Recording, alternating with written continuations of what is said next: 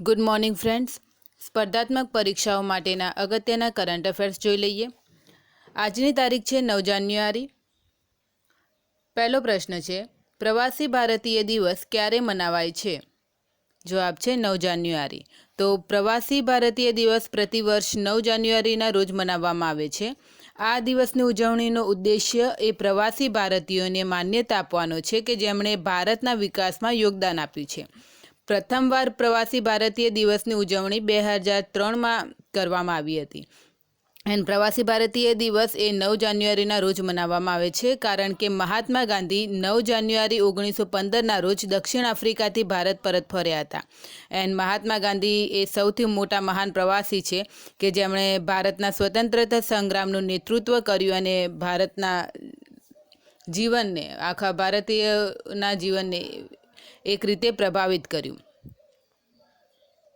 કયા રાજ્યના સરકારી કાર્યાલયોને હરિત ઘોષિત કરવામાં આવશે? કેરળ.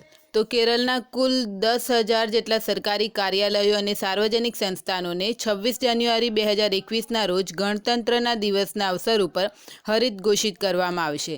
જે કાર્યાલયો રોજિંદી ગતિવિધિઓમાં પ્લાસ્ટિક અને ડિસ્પોઝલ વસ્તુઓના ઉપયોગથી દૂર રહે છે અને પુનઃ ઉપયોગ અને પુનઃ નવીનીકરણ કરી શકનારી વસ્તુઓના ઉપયોગને પ્રોત્સાહન આપે છે તેને એક રીતે ગ્રીન ટેગ આપવામાં આવશે. હરિતીકરણની એક પહેલ છે આપણે. લદ્દાખમાં સિંધુ નદી પર 144 મેગાવોટની કેટલી જળવિદ્યુત પરિયોજનાઓને મંજૂરી અપાઈ? 8. તો કેન્દ્ર સરકારે લદ્દાખમાં સિંધુ નદી પર 144 મેગાવોટની 8 જળવિદ્યુત પરિયોજનાઓને મંજૂરી આપી દીધી છે. જળશક્તિ મંત્રાલયના અનુસાર પરિયોજનાઓની સંખ્યા અત્યાર સુધીમાં સૌથી વધુ છે. અત્યાર સુધી વિભિન્ન નાની પરિયોજનાઓની કુલ ક્ષમતા 113 મેગાવોટ છે, જ્યારે જળશક્તિ મંત્રાલયના અનુસાર નવી પરિયોજનાઓના જે લદ્દાખમાં સિંધુ નદી પર જે છે એ 144 મેગાવોટની છે. એન્ડ નવી પરિયોજનાઓનો જ કેન્દ્રીય જળ આયોગ અને સિંધુ આયુક્ત દ્વારા મંજૂરી આપી દેવામાં આવી છે આને. એન્ડ આ પરિયોજનાઓ કારગિલ એન્ડ લેહ જિલ્લામાં બનશે. બ્લૂમબર્ગની બહાર પાડેલ અરબપતિઓની સૂચિમાં દુનિયાના સૌથી અમીર વ્યક્તિ કોણ બન્યા? Allan Musk. તો બ્લૂમબર્ગ તરફથી બહાર પાડવામાં આવતી અરબપતિઓની સૂચિમાં એલન મસ્ક એ સૌથી અમીર વ્યક્તિ બની ગયા છે. તેમણે એમેઝોનના જેફ બેઝોસને પાછળ મૂકી દીધા છે. એલન મસ્કની નેટવર્થ $188 બિલિયન થી વધુ થઈ ગઈ છે, જે એમેઝોનના સંસ્થાપક જેફ બેઝોસની નેટવર્થ $187 બિલિયન થી $1 બિલિયન વધુ છે. એલન મસ્ક એ ટેસ્લાના શેર કિંમતોની સતત વૃદ્ધિના લીધે આ થઈ ગયું છે. આ સૂચિમાં 500 જેટલા અરબપતિઓ સામેલ છે. હમણાં આપણે થોડી દિવસ પહેલાં પણ જોયું હતું કે એશિયાના સૌથી અમીર વ્યક્તિ જે છે એ જોંગ શાનશાન છે અને એના પછી મુકેશ અંબાણી આવે છે. કેન્દ્ર સરકારે જમ્મુ કાશ્મીરના વિકાસ માટે કેટલા કરોડ રૂપિયાની મંજૂરી આપી છે? 28,400 કરોડ રૂપિયા. તો કેન્દ્ર સરકારે જમ્મુ કાશ્મીરના વિકાસ માટે 28,400 કરોડ રૂપિયાની મંજૂરી આપી દીધી છે. આ યોજના જમ્મુ કાશ્મીરમાં નવા નિવેશ, પર્યાપ્ત વિસ્તાર અને હાલના ઉદ્યોગોને પ્રોત્સાહિત કરશે. સરકારના જણાવ્યા મુજબ જમ્મુ કાશ્મીરમાં પ્રથમવાર કોઈ ઔદ્યોગિક યોજના બ્લોક સ્તર સુધી જઈ રહી છે. આ યોજના વર્ષ 2037 સુધીની છે, જેનો ખર્ચ 28,400 કરોડ રૂપિયા રહેશે. ભારતે કયા દેશ સાથેના કુશળ કારીગરો માટેના એમઓયુને મંજૂરી આપી? જાપાન. તો કેન્દ્રીય મંત્રીમંડળે 6 જાન્યુઆરી 2021ના રોજ ભારત અને જાપાન વચ્ચે નિર્દિષ્ટ કુશળ કારીગરોની સહભાગિતાને લગતા એમઓયુ પર હસ્તાક્ષર કરીને મંજૂરી આપી દીધી છે. સરકારના જણાવ્યા મુજબ પ્રધાનમંત્રી નરેન્દ્ર મોદીની અધ્યક્ષતામાં થયેલ કેન્દ્રીય મંત્રીમંડળની બેઠકમાં આ પ્રસ્તાવને મંજૂરી અપાઈ. આ સમજૂતીથી નિર્ધારિત કુશળ કારીગરોના સંબંધમાં નિશ્ચિત વ્યવસ્થાના યોગ્ય પરિચાલન માટે સહયોગનું મૂળભૂત માળખું તૈયાર કરવામાં આવશે. આ એમઓયુ હેઠળ બંને દેશો વચ્ચે સહભાગિતા અને સહકાર લગત એક સંસ્થાગત તંત્ર સ્થાપિત કરવામાં આવશે, જે તેના અનુપાલનને સુનિશ્ચિત કરશે. આ ઉપરાંત ભારત અને જાપાનના લોકો વચ્ચે પરસ્પરનો સંપર્ક વધશે, જે ભારતીય કારીગરોને કુશળ કારીગરોને જાપાન મોકલવામાં મદદ કરશે. જાપાનમાં 14 જેટલા ક્ષેત્રોમાં કુશળ ભારતીય કારીગરોને મોકલવામાં આવવાના છે, જે માટે પહેલાં એકબીજા વચ્ચે એને તેમની ભાષા આવડવી જરૂરી છે, સંસ્કૃતિને કલ્ચરને સમજવું જરૂરી છે. એ બધા માટે MOU કરવામાં આવ્યા છે. અમેરિકી કોંગ્રેસને કેટલા મતોથી જીતીને રાષ્ટ્રપતિ તરીકે જો બાઇડન પુરવાર થયા? 306. તો અમેરિકી કોંગ્રેસે સંયુક્ત રાજ્ય અમેરિકાના આવતા રાષ્ટ્રપતિ તરીકે જો બાઇડનના વિજયની પુષ્ટિ કરી હતી.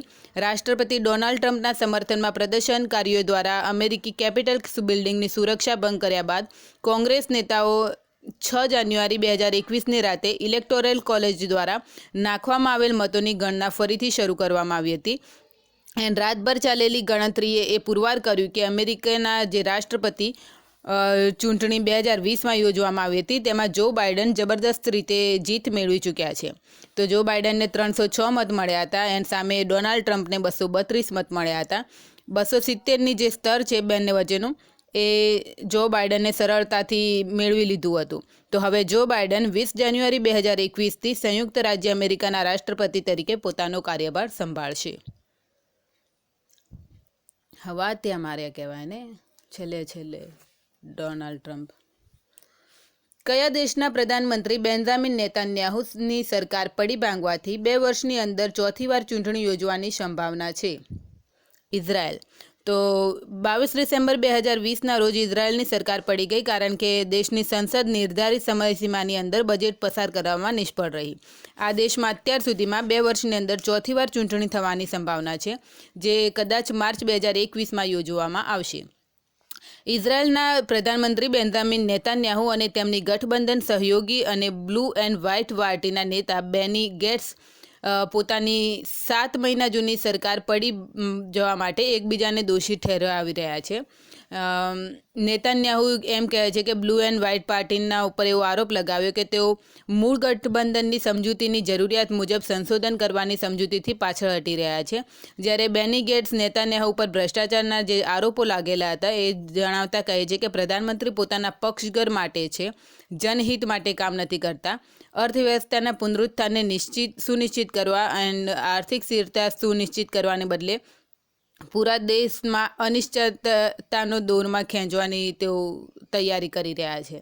તો બંને વચ્ચેના જે તણાવ હતા એને લીધે સરકાર પડી ગઈ અને હવેથી ફરી ચૂંટણી યોજવામાં આવશે.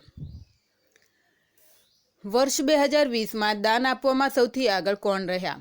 Jeff Bezos. તો હમણાં ક્રોનિકલ ઓફ ફિલેન્થ્રોફીના સૌથી મોટા દાનની વાર્ષિક સૂચિ બહાર પાડવામાં આવી, જે મુજબ એમેઝોનના સંસ્થાપક જેફ બેઝોસ 2020માં સૌથી વધુ દાન કર્યું છે. જેફ બેઝોસે 2020માં 73.1 કરોડ રૂપિયાનું દાન કર્યું છે અને એના બીજા ક્રમે એમના પત્ની જે પૂર્વ પત્ની હતા એ હતા. ઓડિશાના રૂરકેલા સ્ટીલ પ્લાન્ટમાં કયો ગેસ લીક થતાં 4 લોકોના મૃત્યુ થયા? Carbon monoxide. તો ઓડિશાના રૂરકેલા સ્ટીલ પ્લાન્ટમાં મોટો અકસ્માત થઈ ગયો, જેમાં પ્લાન્ટના એક યુનિટમાં ઝેરીલી ગેસ લીક થવાના લીધે 4 લોકોના મૃત્યુ થઈ ગયા છે. આ ઝેરીલી ગેસ કાર્બન મોનોક્સાઇડ લીક થયા બાદ ત્યાં જે કામ કરતા હતા એ 4 મજૂરો મૃત્યુ પામ્યા હતા. કાર્બન મોનોક્સાઇડ એક રંગહીન અને ગંધહીન ગેસ છે, જે કાર્બન ડાયોક્સાઇડ કરતાં પણ વધુ ખતરનાક છે. એન્ડ હવા સાથે તે શરીરની અંદર પહોંચે છે અને તે પછી તે ગેસ ઝેરીલી સાબિત થઈ શકે છે અને ગંભીર રૂપે બીમાર કરી શકે છે. એન્ડ જો લાંબા ગાળા સુધી તેના સંપર્કમાં રહીએ તો એના લીધે શ્વાસ રૂંધાય છે અને મૃત્યુ પણ થઈ શકે છે. આ ગેસ ગેસોલિન, કેરોસીન, તેલ, પ્રોપેન, કોલસો કે લાકડા બાળવાથી ઉત્પન્ન થાય છે. કાર્બન મોનોક્સાઇડ શું કરે છે કે શરીરને ઓક્સિજન જે પહોંચાડનારી રેડ બ્લડ સેલ્સ ઉપર અસર કરે છે. સામાન્ય રીતે જ્યારે કોઈ શ્વાસ લે છે તો હવામાં જે સામેલ ઓક્સિજન એ હિમોગ્લોબિન સાથે મળી જાય છે અને હિમોગ્લોબિનની મદદથી જે શરીરના વિભિન્ન ભાગ સુધી પહોંચે છે. તો કાર્બન મોનોક્સાઇડથી હિમોગ્લોબિનના જે મોલિક્યુલ બ્લોક થઈ જાય છે અને શરીરનો જે પૂરો ઓક્સિજન ટ્રાન્સપ્લાન્ટ સિસ્ટમ જ આખું અસર પામી જાય છે, જેને લીધે જે આપણા મહત્વપૂર્ણ અંગો જેવા કહીએ કે મગજ ચાલતું બંધ થઈ જાય, તંત્રિકાઓ છે, હૃદય છે, એ બધું ઠીક રીતે કામ કરતું બંધ થઈ જાય છે અને પૂરતા પ્રમાણમાં ઓક્સિજન મળતું નથી, જેના લીધે માથું દુખે, ચક્કર આવે, કમજોરી થઈ જાય, પેટ બગડવું, ઉલટી, છાતી દુખવું વગેરે જેવું થઈ જાય છે. અને જો વધારે તેના સંપર્કમાં રહીએ તો મરી જવાય. વિશ્વનો સૌથી મોટો ફ્લોટિંગ સોલાર પ્લાન્ટ ક્યાં બનાવવામાં આવશે? મધ્યપ્રદેશ. તો વિશ્વનો સૌથી મોટો ફ્લોટિંગ સોલાર પ્લાન્ટ ઓંકારેશ્વર બંધના જળક્ષેત્ર ઉપર બનાવવામાં આવશે. International finance corporation, world bank અને પાવર ગ્રીડ પરિયોજના વિકાસમાં સહયોગ માટે સૈદ્ધાંતિક સહમતિ આપી દીધી છે. 600 મેગાવોટના પ્રોજેક્ટમાં 3000 કરોડનું અંદાજિત નિવેશ થશે. આ વિશ્વનો સૌથી મોટો તરતો સૌર ઉર્જા પરિયોજના 2022-23થી સૌર ઉર્જા આપવા લાગશે. મધ્યપ્રદેશ પાવર મેનેજમેન્ટ કંપની દ્વારા પરિયોજનાની 400 મેગાવોટ વિદ્યુત ઉત્પન્ન કરવાની સહમતિ કરાઈ છે. બંધના 2000 એકર જળ ક્ષેત્રમાં સોલાર પેનલ લગાવીને વીજળીનું ઉત્પાદન કરવામાં આવશે. આનાથી શું થશે? એક તો બાષ્પીકરણ જે થાય છે એ ઓછું થશે. જમીનનો જે આપણે બહોળા પ્રમાણમાં ઉપયોગ કરવો પડે છે કે સોલાર પ્લાન્ટ નાખવા માટે, એ બચી જશે. એન્ડ એક રીતે પાણીનું પણ કુલિંગ થતું રહેશે. તો એક બધું વિચારીને તેમણે હવે નવેસરથી કે ફ્લોટિંગ સોલાર પ્લાન્ટ તરતો નાખવાનું વિચાર્યું છે. સારો આઈડિયા છે. તો આજના માટે આટલું જ. Thank you.